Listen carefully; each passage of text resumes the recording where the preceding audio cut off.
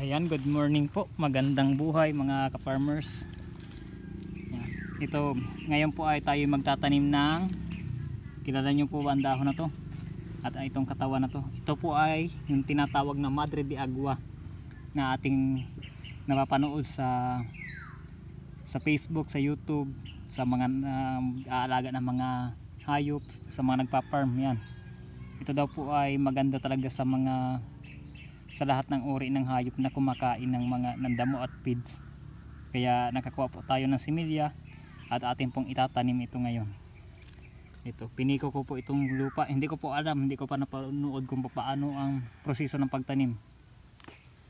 Pero subukan po natin igayahin natin sa kamuting kahoy. Diba? Itutusok lang natin, marami namang ugat, mabubuhay naman ito, parang hindi. Kuha natin, sana mabuhay. Ito, ganyan lang, oh. Mataba naman yung lupa. Ayan, may mga uod-uod pa nga. Yan, sana mabuhay siya. Marami po yan, maraming puno. Ito yung dahon niya, oh. Natuyo na. 7 butas po ang aking hinukay ngayon para pagtaniman ito. Ayan, may mga tumutubo na. Siguro naman ay mabuhayin siya.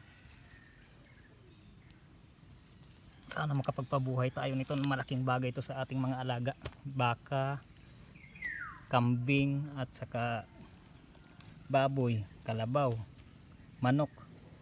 Kinakain lahat yan, dahon yan, hinahalo lang sa feeds. Ito, pangatlong butas na tayo.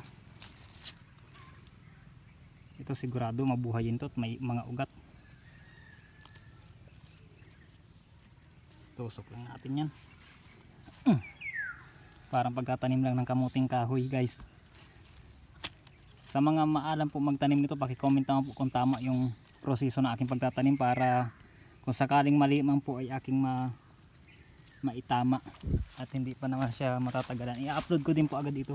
Ito, laki ng puno, may ugat, oh. Sigurado buhay ito. Ganito na lang ang pagtanim ko.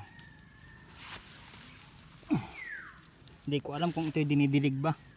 Kaya sa mga nakakaalam po dyan kung paano magpabuhay ng Madre de Agua ay paki-comment naman po para maitama ko kung may mali ako.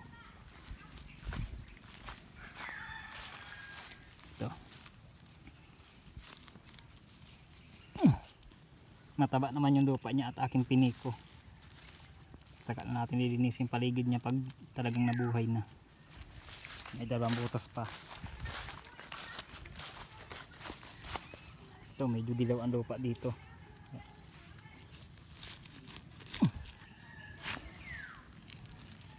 Sana makapagpabuhay tayo ng Madre de Agua. Matagal ko na itong hinahanap. Ngayon ako nakahanap ng similya dito sa San Narciso. Hindi kasi ito kilala dito sa amin. Madalas lang napapanood natin sa social media, sa mga nagpa-farm. Ayan. Okay, natapos na ang ating pagtatanim. Bali may tira pa rin ako ditong binhi.